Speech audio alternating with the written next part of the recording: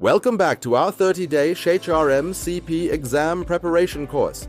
You've made it to week 3, day 18. I'm so glad you're here. Today, our HR hero, Babu, is tackling a major strategic challenge, building the next generation of leaders through succession planning. Let's dive right in. Imagine this. The CEO pulls Babu aside, looking worried. Babu, he says, if our top 3 managers walked out the door tomorrow, who would take their place? We have nobody ready. This is a massive business risk, and it's up to Babu to solve it. To ensure the company's future, she needs to master the art of succession planning. So where does she start? Her first and most powerful tool is the 9-box grid. Think of it as a talent map. It's a simple matrix that helps her assess every employee on 2 critical dimensions. The horizontal axis measures their current performance, how well they are doing in their job right now.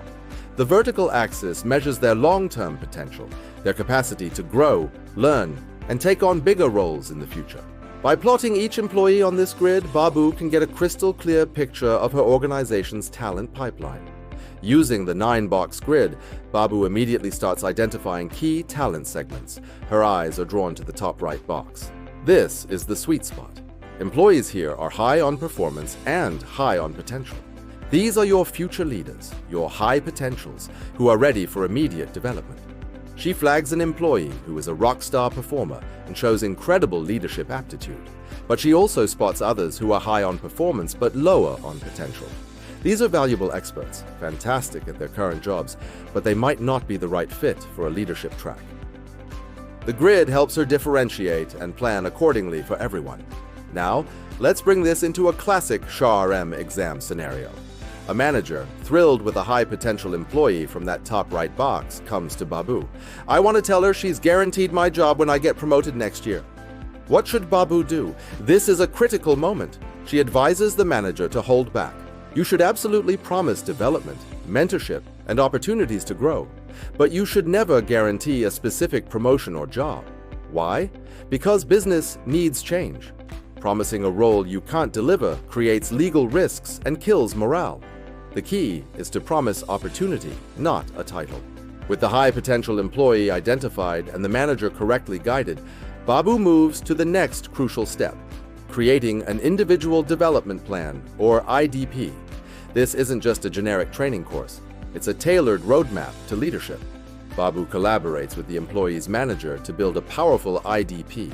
It includes one-on-one mentoring with a senior executive, a job rotation plan to give them exposure to different parts of the business, and enrollment in a specialized leadership training program. This plan is designed to close any skill gaps and prepare them for that executive role they have the potential to fill. So, let's recap Babu's masterclass in succession planning. She secured the company's future in 3 strategic steps. First, she used the 9-box grid to identify high-potential employees. Second, she created a dedicated individual development plan to accelerate their growth. And third, she ensured that managers promised development opportunities, never a specific job, maintaining flexibility for the organization. By doing this, Babu has built a strong leadership pipeline and reduced a major business risk. Fantastic work today! Babu has successfully secured the company's future leadership. But what about the company's present? Tomorrow, in week 3, day 19, we all explore organizational culture and learn how HR can diagnose and begin to heal a toxic workplace. You won't want to miss it. Thank you so much for joining me today. If you found this helpful, please hit that like button, subscribe to the channel, and ring the notification bell so you don't miss a single day of our 30-day journey. See you tomorrow.